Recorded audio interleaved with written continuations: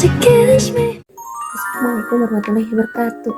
Halo everyone, perkenalkan nama saya Siti Syarifah dari Prodi Pendidikan Agama Islam semester 6B, dan saya di sini akan mengerjakan tugas tentang komunikasi teknologi pendidikan.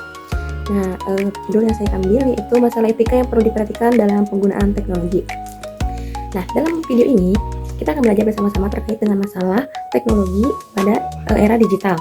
Nah, untuk kami membangun masa depan generasi digital di Indonesia, nah sebagaimana yang sudah kita ketahui bersama, bahwa perkembangan teknologi yang begitu masif telah berevolusi dan mengubah sebagian besar kehidupan kita. Adanya teknologi tentu dapat mempermudah kita mengakses informasi, namun di sisi lain teknologi juga memiliki dampak negatif yang perlu kita waspadai loh.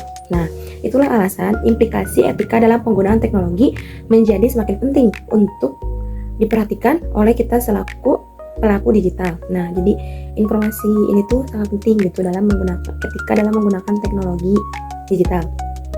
Nah, apa itu etika? Menurut KBBI, etika adalah ilmu tentang apa yang baik dan apa yang buruk dan tentang hak dan kewajiban moral atau yang disebut yaitu akhlak.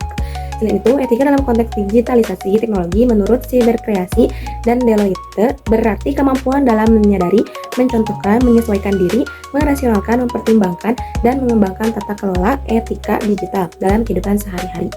Nah, etika digital ini sangat disarankan bisa kita implementasikan dalam kegiatan berteknologi untuk lebih bijak dan bertanggung jawab dalam menggunakan teknologi.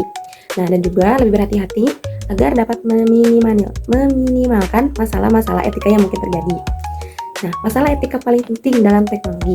Yang pertama yaitu penyalahgunaan informasi pribadi. Kan di dunia digital saat ini sedang dihadapkan dengan beberapa tantangan. Nah, tantangan yang perlu kamu tahu yaitu yang pertama, tadi ada penyalahgunaan informasi pribadi. Salah satu tantangan etika terbesar pada masa yang serba digital ini, hampir setiap hal yang kita lakukan menggunakan informasi pribadi, mulai dari melakukan pembelian online, menggunakan media sosial, dan masih banyak lainnya. Ini berarti secara tidak sadar, data pribadi kita bukan lagi milik kita karena sudah dimiliki oleh pihak-pihak lain. Lalu bagaimana jika informasi itu jatuh di tangan orang yang salah? Nah, pada tahun 2022 yang lalu Indonesia digemparkan dengan kasus kebocoran data dan penjualan data pribadi yang dilakukan oleh beberapa perusahaan. Selain itu, sedang hangat juga pemberitaan terkait dengan pinjaman online menggunakan data orang lain. Nah, jadi hati-hati dalam penggunaan teknologi, penyalahgunaan informasi teknologi. Nah, terus juga yang kedua yaitu ada hoax, penyebaran informasi yang salah. Seiring dengan kemudahan dalam akses internet, kini menjadi semakin banyak informasi yang membanjiri laman website dan media sosial yang dapat kita akses secara real time.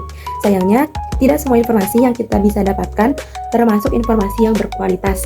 Jika setiap informasi yang diterima disebarkan begitu saja tanpa adanya pengecekan fakta dan proses validasi, itu akan menjadi sebuah informasi yang tidak akurat yang menimbulkan kekacauan di masyarakat.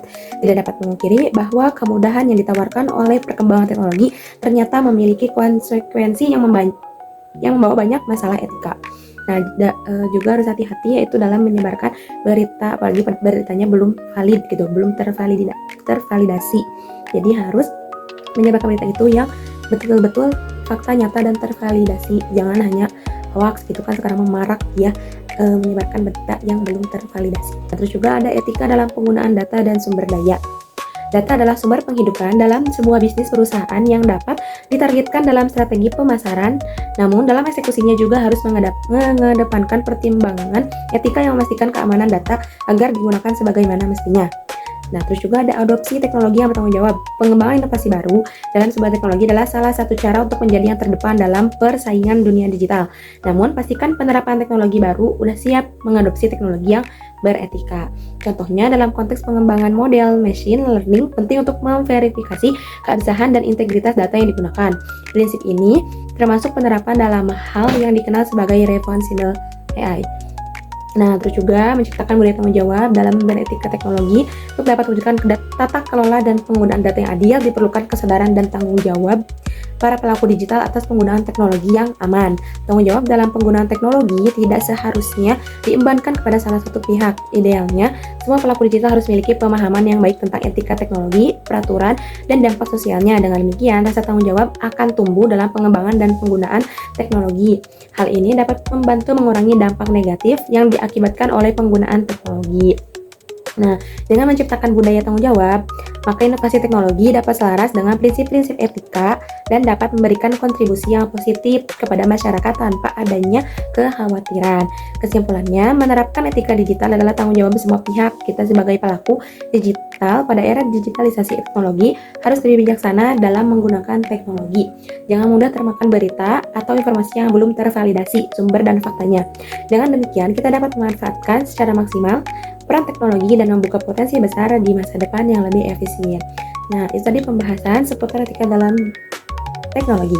Yuk lebih bijaksana dalam berteknologi. Terima kasih. Wassalamualaikum warahmatullahi wabarakatuh.